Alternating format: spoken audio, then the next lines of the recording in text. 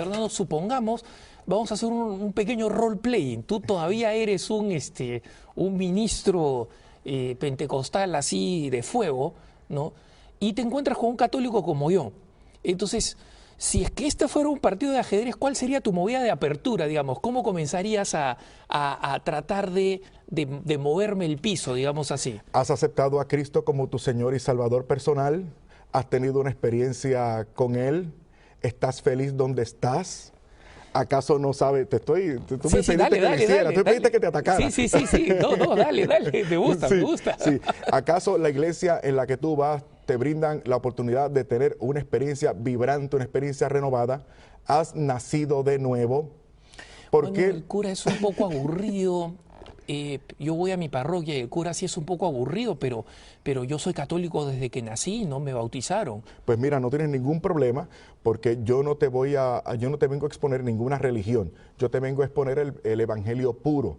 Por lo tanto, no te voy a pedir enseguida que dejes a tu iglesia, simplemente te invito a la mía para que tú tengas una experiencia con nosotros en nuestra comunidad, porque no es religión, es una experiencia con Cristo personal lo que te estoy presentando, porque yo quiero que tú conozcas la verdad, y esa verdad tú la vas a sentir, y vas a sentir el gozo, te vamos a tratar con cariño, te vamos a tratar bien, y tú vas a conocer y vas a tener esta experiencia que te va a ayudar para que tú tengas la información correcta, no la que te han estado transmitiendo hasta ahora, sino la versión del cristianismo renovado que nosotros te estamos proponiendo. Pero yo creo en la Virgen María desde chico, en mi casa le rezamos a la Virgen María, yo no quiero cambiar de religión, mi párroco me ha dicho que ustedes van a venir y van a tocar la puerta y van a querer que yo me cambie de religión, yo no quiero cambiar de religión. Paréntesis, ahora yo voy a utilizar como estrategia una premisa falsa y te voy a atrapar, ya tú verás. ¿Estás listo? Listo.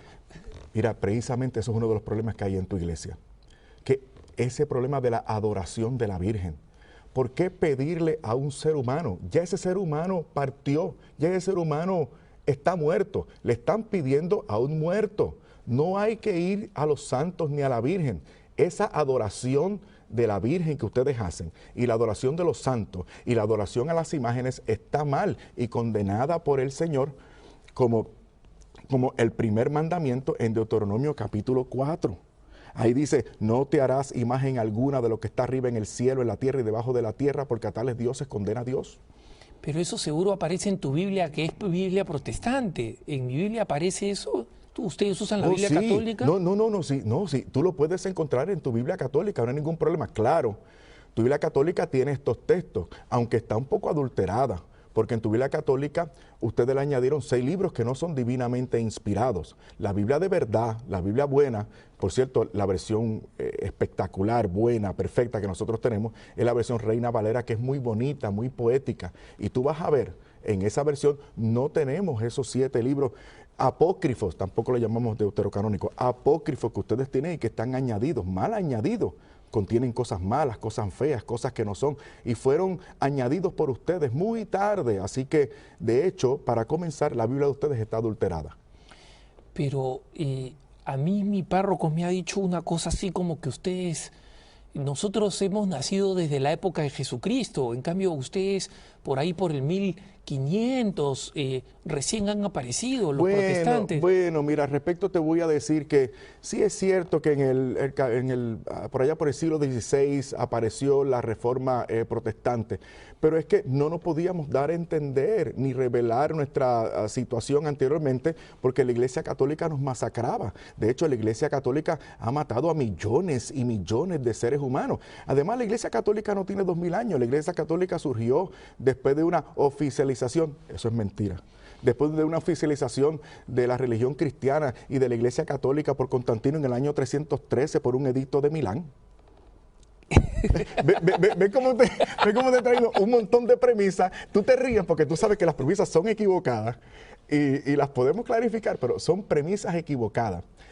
Algunas de ellas tienen algún elemento de verdad, pero no la verdad plena y completa, como el tema de Santa María, por ejemplo. Claro. ¿No? Es muy interesante y deliberadamente he provocado esto, Fernando, porque justamente las cosas que tú explicas son exactamente las que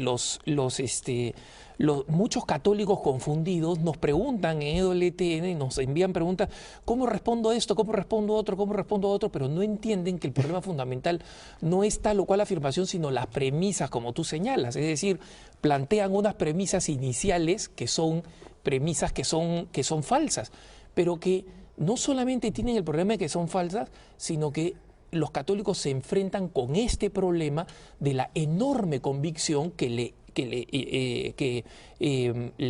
instilan a nuestros hermanos evangélicos cuando van y tocan la puerta, ¿no? Sí, porque no es solamente el contenido de lo que te he estado diciendo, sino lo enfático que soy y lo seguro que me presento. Y si el católico no está bien formado, no está preparado y encima de eso es tímido en su expresión de la fe, en su apostolado, si ha dudado o si duda o si no tiene las herramientas, así como el carácter para transmitir esas cosas, eventualmente no puede hacer frente.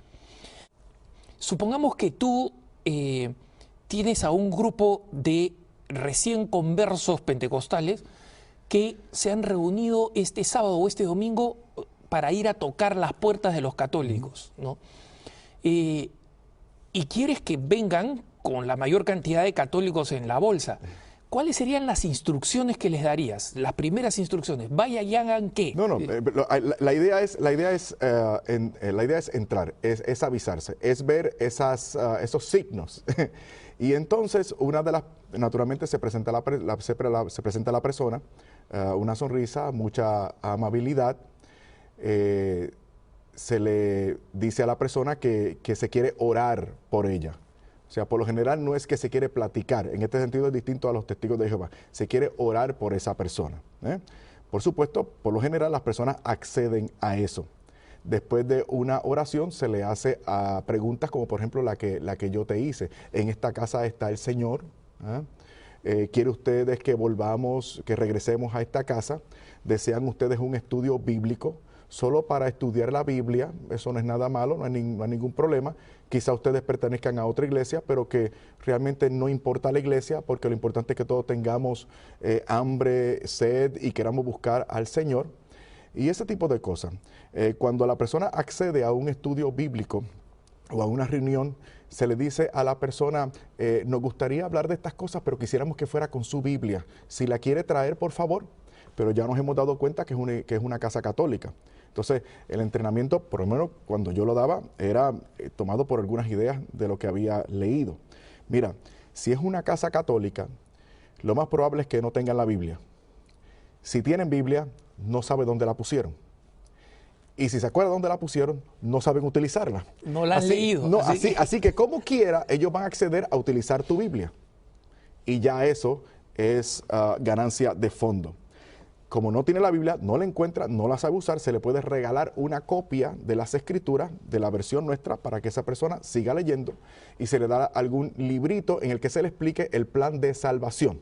Primero uno le introduce el plan de salvación, todos somos pecadores, nacimos pecadores, Romanos 5:12, hay un solo mediador entre Dios y los hombres, Jesucristo hombre, 1 Timoteo capítulo 2, versículo 4, si confesaras con tu boca que Jesucristo es el Señor, si reconocieras en tu corazón que Jesucristo es el Señor y lo confesaras con tu boca, serás salvo, Romanos 10:9, etcétera. Y se va guiando esa persona a través de lo que nosotros concebíamos como un plan de salvación, hasta decirle, es necesario que te conviertas y que nazcas de nuevo mediante la repetición, si me quieres acompañar, de esta oración. Después de la oración, la persona decía, creo, y ya era salva.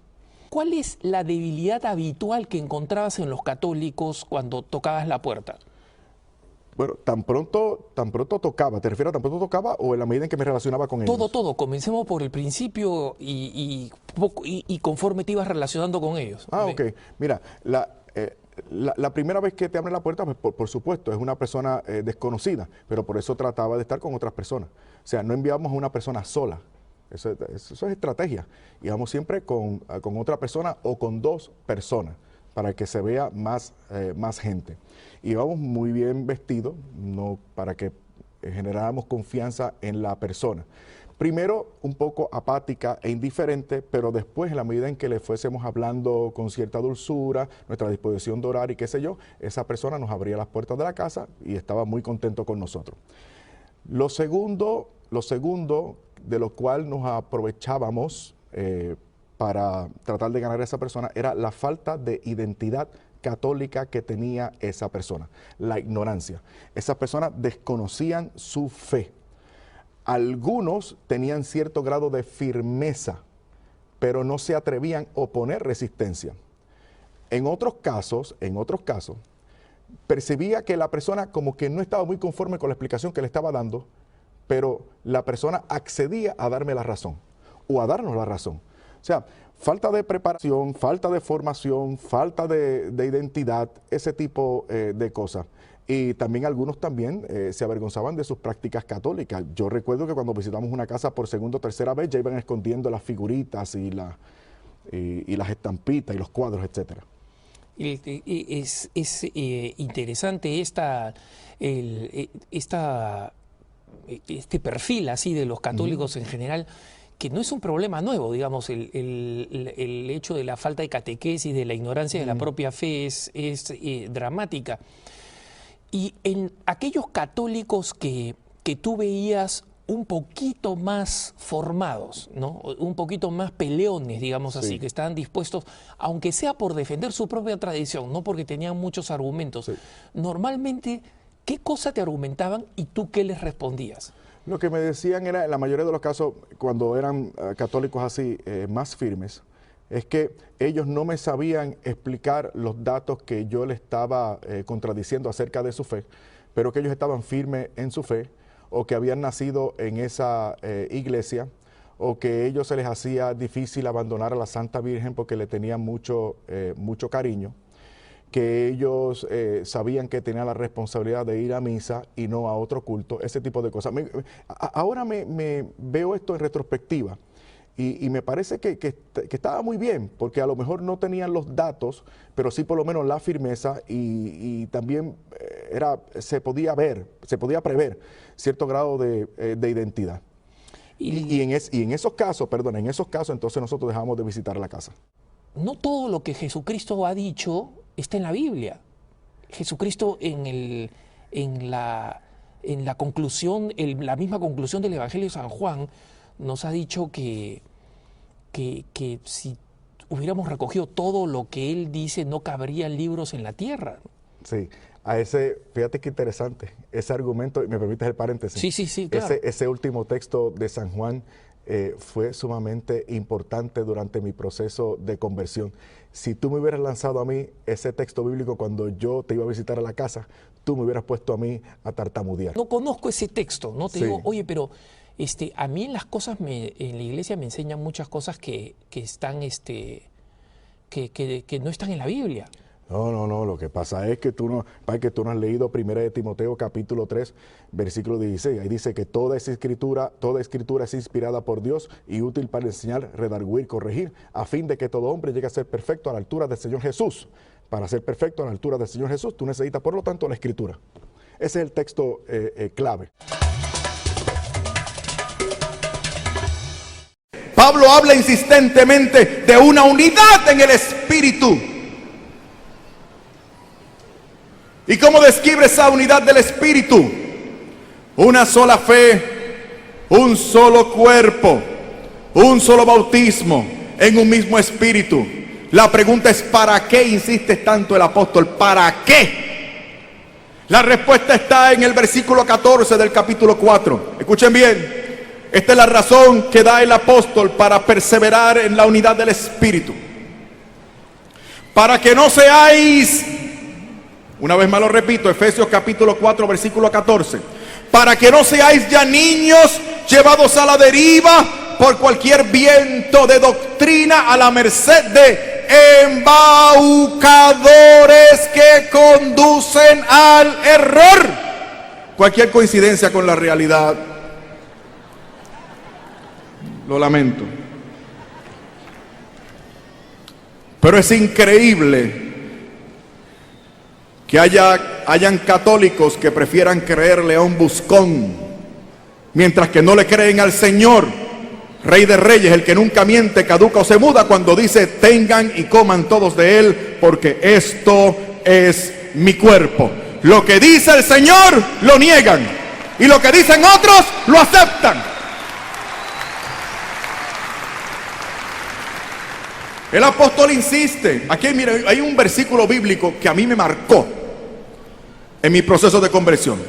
Primera de Corintios capítulo 1 versículo 10. Mira cómo dice el apóstol: os ruego, hermanos, por el nombre de nuestro Señor Jesucristo, que todos habléis igualmente y no haya entre vosotros divisiones. Antes seáis concordes en el mismo pensar y en un mismo sentir. Y en línea con este pensamiento, escribe el apóstol a Tito, en su 3er capítulo, versículo 10: al que enseñe doctrinas sectarias, evítale, después de una y otra amonestación. Por eso les hablaba de los católicos sectarios. A mí antes los católicos sectarios me daban lástima. Ahora me dan coraje, porque me he dado cuenta que no son honestos. Han dado lugar en su corazón y en su mente a razones y ataques anticatólicos.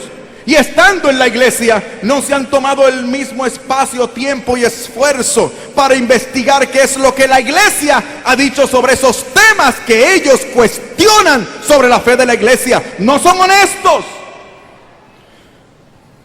Un día me encontré con uno. Estaba creando muchos problemas de división. Sabía que si no atendíamos el problema, el tipo se iba a ir para otra iglesia con la mitad de la parroquia, o fundaba otra iglesia, que es peor. Así que le pregunté: ¿qué te pasa? Y él me dice: Fernando, es que te voy a ser sincero, hay dos cosas de la iglesia católica que yo no entiendo ni soporto. Le pregunté: ¿cuántas cosas? Fernando, te repito, hay dos cosas de la iglesia católica que no entiendo, no soporto.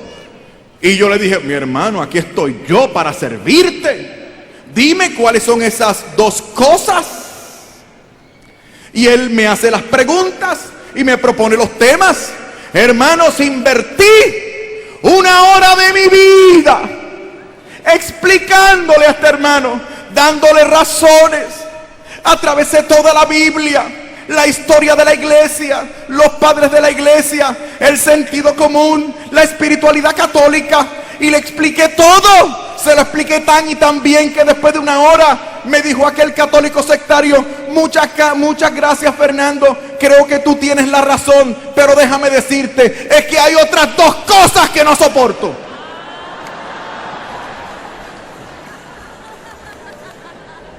Le dije: chico, ¿tú te quieres ir? Acaba y vete.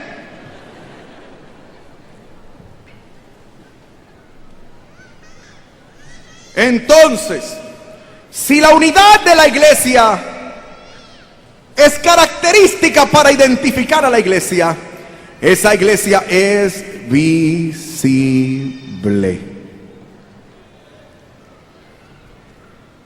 El católico que repita como el papagayo lo que dicen algunos compañeros míos teólogos de caché,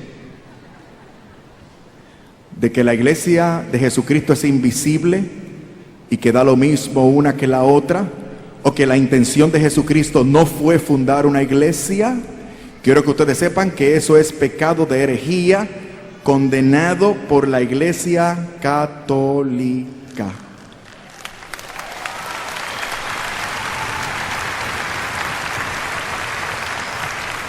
Yo no tengo problema con que un protestante lo diga.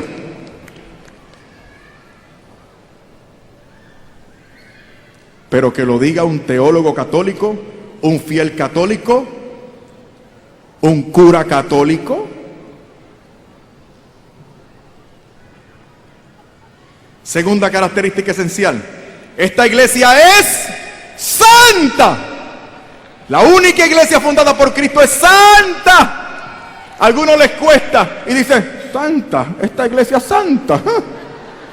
Santa. Se nota que lleva poco tiempo de católico. No ha visto lo que yo he visto. Yo no tengo que ver lo que tú has visto. Yo tengo que ver y escuchar lo que Cristo ha establecido. Y Cristo dijo en Mateo 16:19: después de establecer su iglesia, dijo: y las puertas del infierno no prevalecerán en contra de la iglesia. La iglesia es santa porque el que las fundó es santo. Y la iglesia está animada y dirigida por el Espíritu Santo.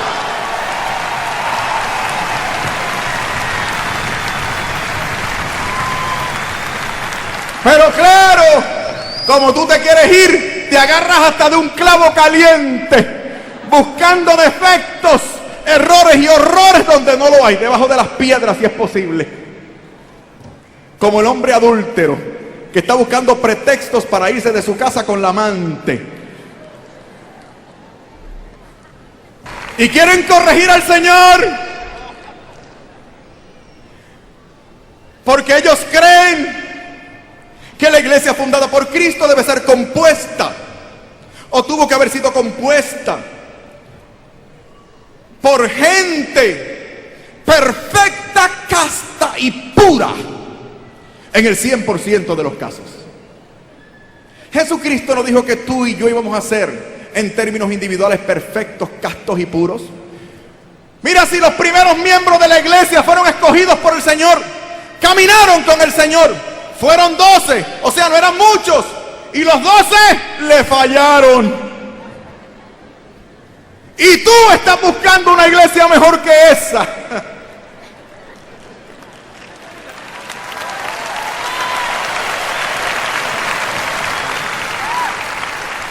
No seamos hipócritas. No hay perfección de nuestra parte. ¿Por qué la vas a buscar en el sitio donde te reúnes? Escucha bien. No se vale decir que te vas de la iglesia católica, porque supuestamente en la iglesia católica hay muchos sinvergüenzas. ¡Eso no se vale! Si estamos todos cortados con la misma tijera. Y no se vale por 3 razones. Razón número 1, porque tú que te quieres ir de la iglesia católica, también eres sinvergüenza.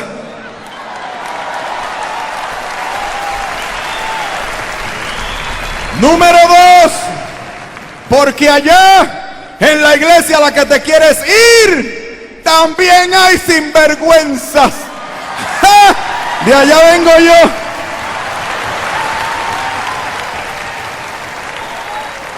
Número 3, porque aquí en la Santa Iglesia Católica siempre habrá lugar para otro sinvergüenza más. Alabado sea el Señor. Bendito su nombre.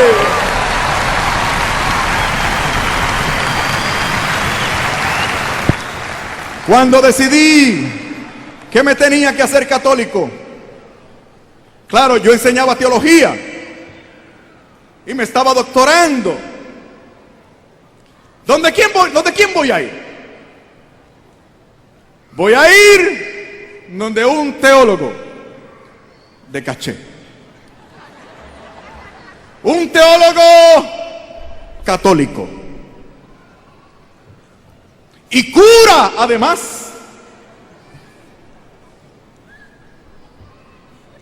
Me dio una cita.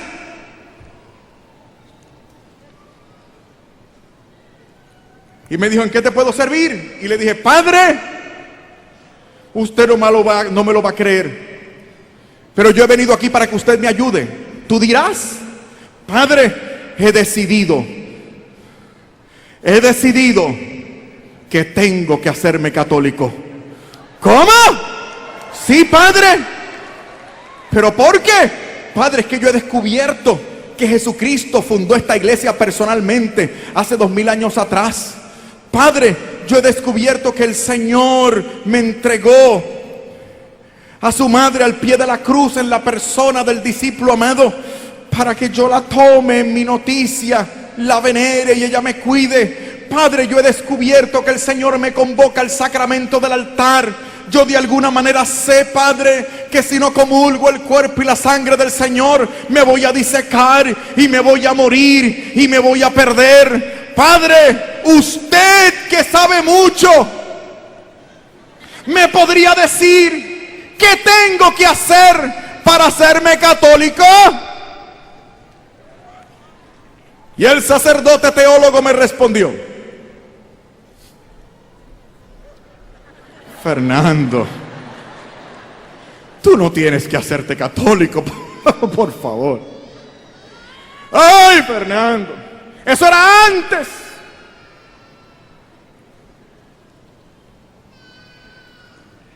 Mira, Fernando, no vayas a cometer una locura. Si tú le sirves al Señor de igual manera, allá como acá, es lo mismo. Fernando, por favor, piensa en tus hijos, no seas un mal padre. Es que Satanás cuando te tienta con cosas buenas, no te tienta con cosas malas. Al Señor: ¿tienes hambre? Come. Ten mucho cuidado con los ataques de Satanás. Solapados. Ellos han sido criados toda la vida en esa tradición vibrante. No conocen otra cosa. ¿Los vas a sacar de esa experiencia religiosa?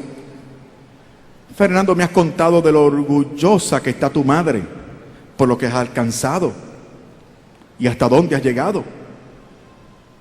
Fernando, piensa en la reacción de tu comunidad. Piensa en la gente que te conoce, la gente a la cual tú sirves. ¿Qué van a pensar? ¿Qué van a decir? Fernando, piensa sobre todo. Digo, Fernando, los que conocemos del carácter de tu mujer, piensa en su reacción. Fernando, ¿de qué vas a vivir? Me la puso linda el tipo, ¿no? Tuve una experiencia espiritual. En fracciones de segundo me pasaron por la mente todos los insultos, acusaciones y desprecios que yo vertí en contra de esta iglesia desde mi púlpito y mi cátedra. Fueron 10 años de anticatolicismo y pasaron por mi mente todas las cosas que yo decía sobre supuestos pecados y escándalos de la iglesia para desvirtuar a la iglesia. Mientras tenía ese hombre frente a mí, en fracciones de segundo sucedió todo eso. Y le respondí al teólogo: Padre, muchas gracias. Usted no sabe la ayuda que me ha dado.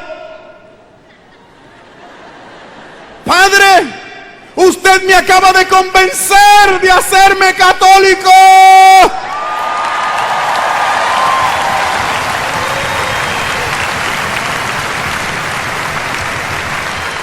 Y él me dijo: ¿quién? ¿Yo?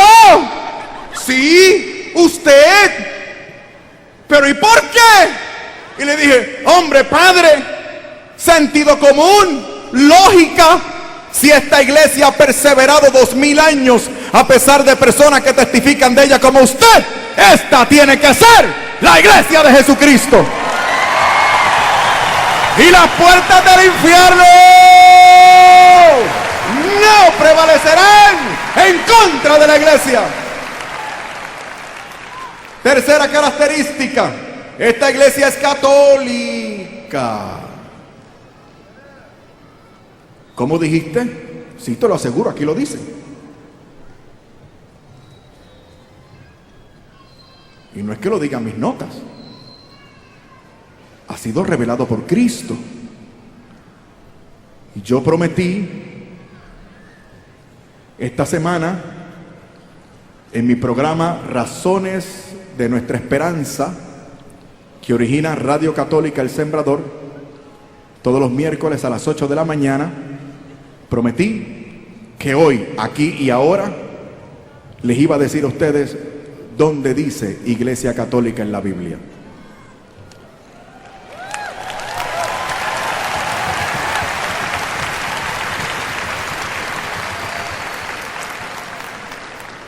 No vayan a ser como mi amigo. Yo tengo un amigo quien es pastor de las Asambleas de Dios y sigue siendo mi amigo, y le agradezco su amistad porque él quiere que yo sea su amigo a pesar de que él es pastor de las Asambleas de Dios. Y un día está en mi casa, se arma de valor en un momento dado, toma una Biblia que yo tenía en la mesa y mi amigo me dice: a ver, Fernando, tú tanta cosa con la Iglesia Católica y la Iglesia Católica, a ver, dime, demuéstrame, ¿dónde dice aquí en la Biblia Iglesia Católica?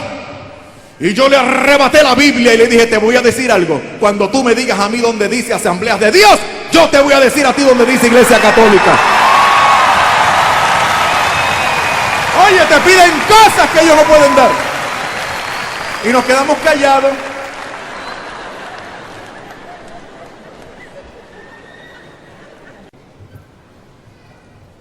Jesucristo habló de esa universalidad de su mensaje y por lo tanto estableció una iglesia que trabajara en su nombre como su imagen, cumpliendo esa promesa de Yahvé a Abraham.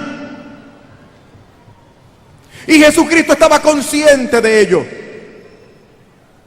Por eso mismo anuncia el Señor en Mateo 28, 19 y 20: vayan y hagan discípulos a todas las naciones, bautizándoles en el nombre del Padre, del Hijo y del Espíritu Santo. Un mensaje universal, y habla del sacramento a través del cual nosotros entramos a la iglesia. Por eso es que en Hechos capítulo 1 versículo 14 el Señor promete el Espíritu Santo. Ahora bien, ¿para qué el Señor hace la promesa de la efusión del Espíritu Santo? ¿Para qué? ¿Acaso el Señor prometió el Espíritu Santo en Pentecostés para que tú y yo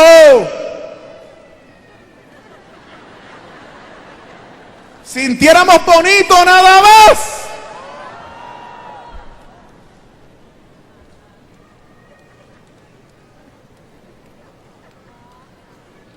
Y recibiréis poder cuando venga sobre ustedes el Espíritu Santo. Y entonces serán mis testigos en Judea, en Samaria y hasta los confines de la... O sea, es un solo y único testimonio de repercusión universal. El mensaje de Jesucristo es universal. Y una palabra para universal, un sinónimo para universal, como ustedes bien saben, es la palabra católica.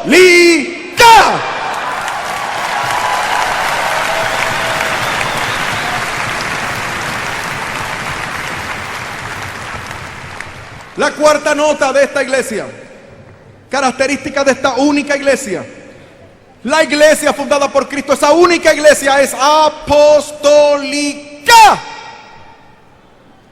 ¿Y dónde está eso en la Biblia? Me encanta cuando me hacen la pregunta. Lucas capítulo 10 versículo 16, Mateo 18, 18, San Juan 20, 23, Mateo 20, 19, 20, Mateo 16, 18 y 19, San Juan 21 del 15 al 18. Además, dice Efesios capítulo 2 versículo 20 que el Señor estableció su iglesia sobre el fundamento de los apóstoles. Por eso dice Hechos capítulo 2 versículo 42: esa iglesia que surge con fuerza misionera después de Pentecostés, esa primera iglesia perseveraba unida, unánime y perseverante en la enseñanza de los apóstoles. Esta iglesia es apostólica y lamentablemente para mí esta iglesia fundada por Cristo no es bíblica. Porque cuando Cristo fundó su iglesia, no existía la Biblia. La iglesia la escribe durante el primer siglo, la termina pasado el siglo primero, y luego se establece el canon de libros sagrados, tarde allá por el siglo V. Si fuera bíblica, entonces dependería de mi interpretación. Por eso el apóstol Pedro ya lo había anticipado en su primera carta, capítulo 2, que la escritura no es de interpretación privada.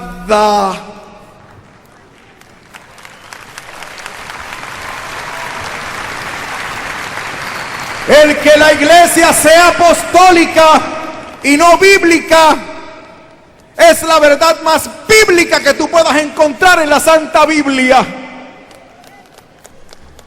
Porque el problema con el debido respeto, el problema con mis queridos hermanos separados, es que leen mucho la Biblia, pero la entienden poco. El problema de los católicos es que no entienden nada porque no la leen. Pobres pecadores allá afuera. Dios mío, ten piedad de nosotros. Esto no es así al huipipío, como decimos en mi país. Si no, mira, como yo sé que aquí hay católicos sectarios, ¿sabían ustedes eso? Aquí hay gente católica que están aquí el día de hoy para darle una última oportunidad al Señor. A ver si el Señor les habla. Si has estado toda la vida en la iglesia, el Señor lleva toda la vida hablándote. Pero mira, si te vas a quedar en la iglesia católica haciendo daño, arrepiéntete, confiésate y quédate. Pero si vas a seguir haciendo daño, por favor, acaba de irte. Por favor.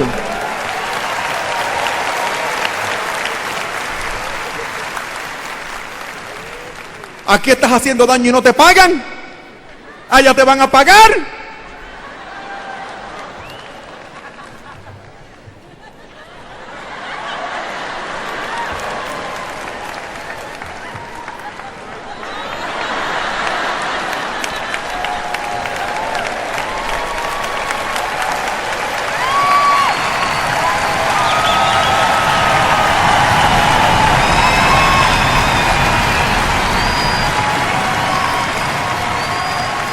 Ahora, fíjate, hoy me levanté por el lado correcto de la cama y estoy de buen humor.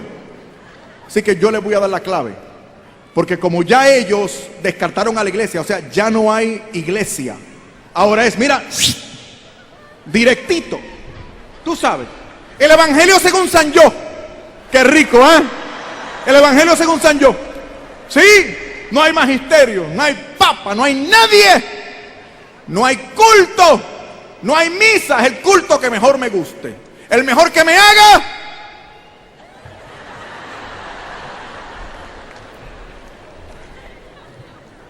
Pues mira, te voy a dar un consejo.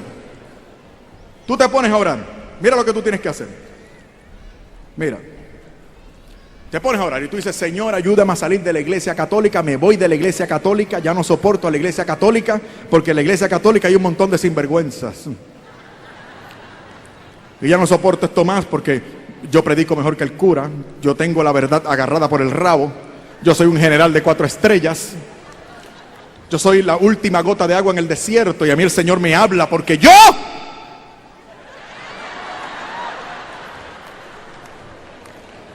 Entonces tú abres la Biblia, como es el Espíritu, la Biblia tú abres la Biblia. Pero ten cuidado porque mira lo que te puede pasar. Tú comienzas: Señor, voy a hacer lo que me diga tu palabra, porque ya no hay iglesia, ahora es la Biblia y yo lo que yo encuentre en tu palabra. Lo que tú me digas en tu palabra, eso voy a hacer, porque yo siento que tengo que fundar otra iglesia. Así que tú abres la Biblia: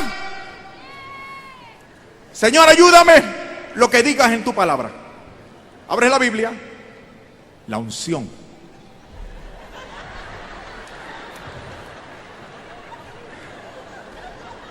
Dice, y Judas se ahorcó.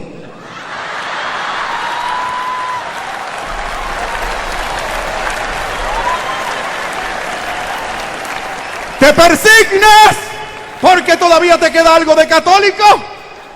Señor, reprenda al diablo, metió el rabo, pero ahora sí. Porque ahora sí es verdad que yo. Y abres la Biblia, buscas otra página.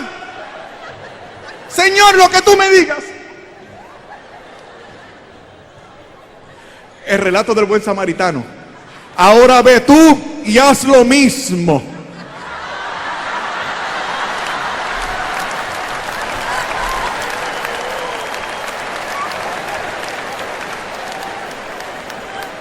Te persigna de nuevo. Es más, no te persigna. Dice, Señor, ahora sí.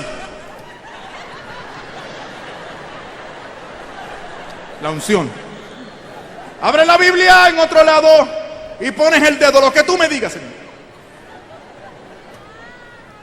El relato de la última cena. Lo que vayas a hacer, hazlo pronto.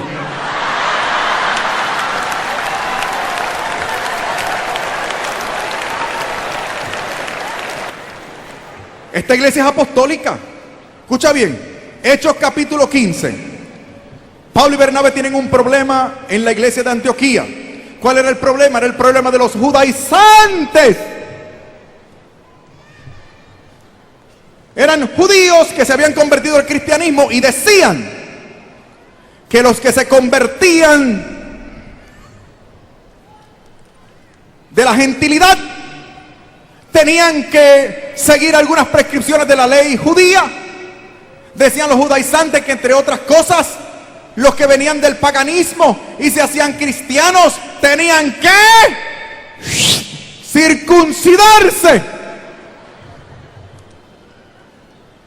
Yo estaba seguro cuando leía esto que Bernabé iba a abrir la Biblia y San Pablo iba a leer la Biblia para corregir el problema en Antioquía. Pero ¿saben qué? No lo hicieron. Tampoco lo echaron a votación para los que quieren una iglesia democrática. Y si lo hubieran echado a votación, ¿saben qué? Los judaizantes hubieran ganado, porque los judaizantes en Antioquía eran mayoría. Y si lo hubieran votado, eso hubiera pasado a la revelación cristiana. Y hoy, tú y yo, machos, hombres, varones latinoamericanos, tendríamos que circuncidarnos al estilo bíblico, de adulto, sin antibiótico ni anestesia.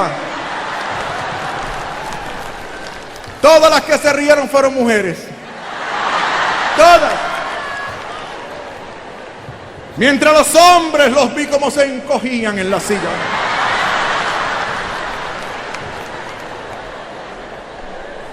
Hombres, machos, varones masculinos, glorifiquen al Señor el día de hoy, porque Pablo y Bernabé no lo echaron a votación.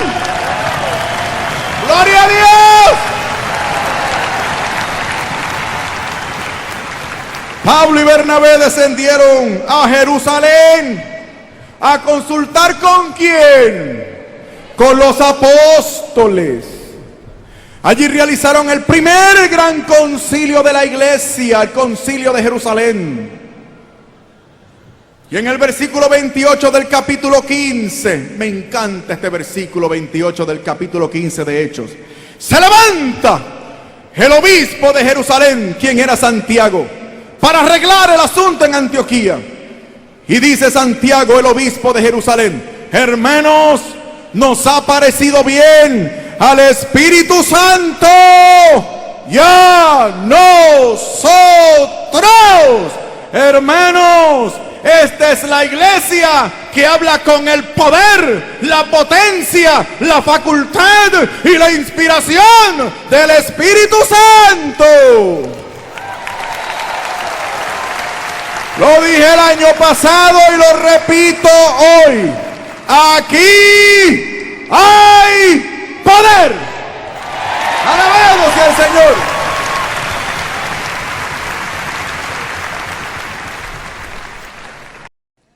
El Señor habla poco antes de irse, da como su testamento y dice, voy a parafrasear: yo me voy, pero no les dejaré huérfanos. Yo rogaré al Padre y el Padre enviará en mi nombre un consolador, un paráclito, un acompañante. Y llama a ese acompañante en el capítulo 16 el Espíritu de verdad. No de las verdades, no de las opiniones, sino el Espíritu de la verdad, que es el Espíritu Santo. Y dice, y el Espíritu Santo que va a enviar el Padre en mi nombre, les mostrará, les conducirá a la verdad completa.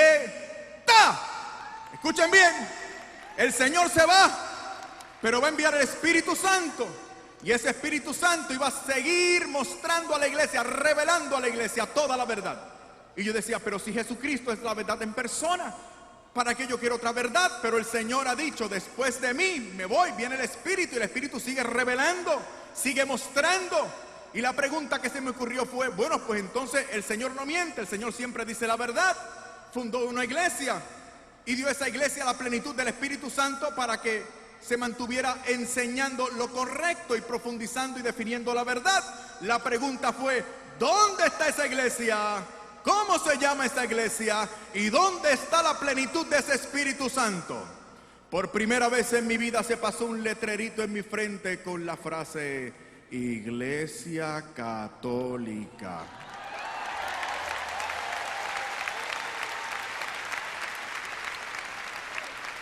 Y yo reaccioné como un buen evangélico. El Señor reprenda al diablo. Mire qué Iglesia Católica, jamás. Esto lo resuelvo yo con profundización bíblica. Y seguí con Juan. Estoy haciendo un estudio exegético completo de todo el Nuevo Testamento, pero ahora estoy concentrado en San Juan. Capítulo 17, versículos del 18 al 23, pueden seguir leyendo hasta el 27. Esto es importante. Según los expertos en la Biblia, estamos hablando de uno de los versículos más importantes de toda la Escritura. El Señor habla con el Padre. Escuchen bien, estamos hablando de una conversación dentro del ser de Dios. Si tú quieres saber lo que el Señor ha fijado en su potestad, en su voluntad, los designios del corazón de Dios acerca de la iglesia, tú tienes que leer estos versículos. O sea, que estamos hablando de una conversación dentro de las entretelas de Dios. La segunda persona de la Santísima Trinidad habla con la primera persona de la Santísima Trinidad. Esto es importante. Y dice el Señor, Jesús, al Padre: no ruego solo por estos, es decir, por sus discípulos, sino por los que creerán por la palabra de estos. ¿Quiénes somos los que vamos a creer por la palabra de los apóstoles? Está hablando de nosotros ahora. Para que todos sean 36,000. Perdón, me equivoqué, perdón. 36,000 era lo que había en aquel momento, 36,000 iglesias. El Señor dice, para que todos sean uno, como tú, escuchen bien por favor, como tú, Padre, en mí y yo en ti, que ellos sean perfectamente uno. Escuchen el adverbio, perfectamente uno en nosotros. Alguno dirá, pero el Señor está hablando de una unidad que no se ve. Entonces los protestantes tienen razón, la iglesia es invisible. Yo quería que la iglesia fuera invisible, me convenía, seguro, todos cabemos. Sigamos con el pasaje. Como tú, Padre, en mí y yo en ti, que ellos sean perfectamente uno, para que el mundo crea que tú me has enviado. El mundo tiene que ver la unidad, palpar, corroborar, contactar, darse cuenta de la unidad del cuerpo de Cristo, ver con los ojos, para creer que el Padre ha enviado al Hijo. En otras palabras, la iglesia de Jesucristo es una iglesia visible. Que a otros le convenga es invisible, es asunto de ellos. Pero la iglesia establecida por Cristo hace 2000 años atrás, que necesariamente ha tenido que ser la misma hasta hoy, 2000 años después, es una iglesia visible.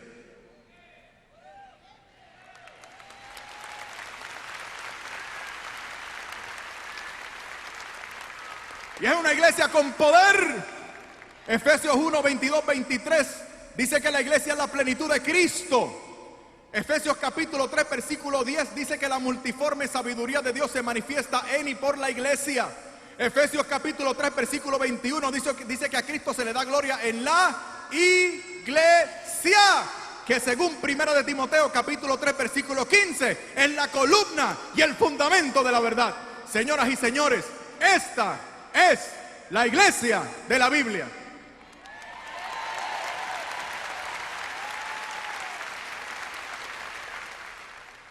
Bendito sea el Señor. Bendito sea su santo nombre. Que viva la Iglesia Católica. Que viva el Papa. Que viva María. Que viva Cristo sacramentado. Alabado sea el Señor. Aquí hay poder. Bendito sea el Señor.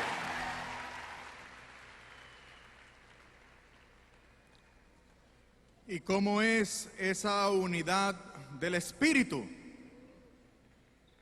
Efesios capítulo 4, versículos del 1 en adelante, el apóstol exhorta: os conjuro a que permanezcan solícitos en la unidad del Espíritu. ¿Y cómo es esa unidad del Espíritu? Recuerdan, la unidad del Espíritu importante para el apóstol en 1 de Corintios 12, 13. Dice el apóstol que esa unidad en el Espíritu consiste en un solo cuerpo, una sola fe, un solo bautismo, en un mismo espíritu. Descubrir la unidad de la iglesia y descubrir la visibilidad de esa iglesia y descubrir que esa iglesia es necesaria por el solo hecho de haber sido instituida por Cristo. Pero yo quería que esa iglesia fuera la mía. Yo no quería que esa iglesia establecida por Cristo era la iglesia católica, porque si era la iglesia católica, entonces yo tenía obligación de permanecer, de pertenecer a ella. Y yo no quería la iglesia católica. Nunca había sido católico en mi vida. Se me había instruido sobre cosas nefastas de la iglesia católica. Se acusaba a la iglesia católica y yo también lo hacía, diciendo medias verdades y acusando a la iglesia acerca de cosas que no sabía muy bien, pero que como las había leído o me las habían dicho, pues las seguíamos repitiendo. Pero además, los pocos católicos que conocían no me hablaban de su fe, y yo deduje: si ellos no me hablan de su fe es porque se avergüenzan de su fe. Y si se avergüenzan de su fe es porque su fe no conviene. Si ellos no están convencidos de su fe, ¿por qué yo tengo que convencerme de la fe de ellos? Yo tengo que convencerme de mi fe. Yo tengo que encontrar la evidencia bíblica que señale a mi iglesia como la iglesia de Jesucristo. Y hablé con algunos compañeros pastores y un compañero mío también en la facultad de teología. Ya he comenzado a enseñar la teología en el seminario de mi denominación. Eso fue otra cosa que me atraía mucho a mi denominación. A los 33 años yo era el catedrático de teología de mi denominación, teología sistemática, en el seminario de nuestra denominación. El sueño de mi vida lo lograba a la corta edad de 33 años. ¿Cómo abandonar todo aquello? Imposible.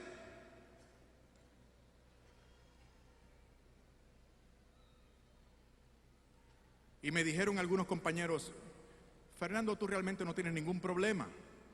Tú tienes que ir al libro de los Hechos de los Apóstoles, que es de donde surge la iglesia nuestra. A lo cual yo repliqué: pero es que nuestra iglesia pentecostal es una entre otras iglesias pentecostales, y hay otros pentecostales que creen distinto a nosotros. Eso no fue lo que dijo el Señor que debía ser su iglesia. Y ellos me dijeron: bueno, pero busca ahí las notas de nuestra religiosidad pentecostal. Y me di a la tarea de profundizar. ¿Saben ustedes lo que pasa cuando uno profundiza verdaderamente en la Biblia? Digo, no se trata de un texto bíblico por aquí, de un pasaje bíblico por allá. Cuando tú abarcas toda la Escritura y eres capaz de profundizar en toda la Escritura, claro, para ello hay que permanecer en comunión con la iglesia que tiene la plenitud del Espíritu Santo para abarcar toda la Escritura y profundizar en toda la Escritura.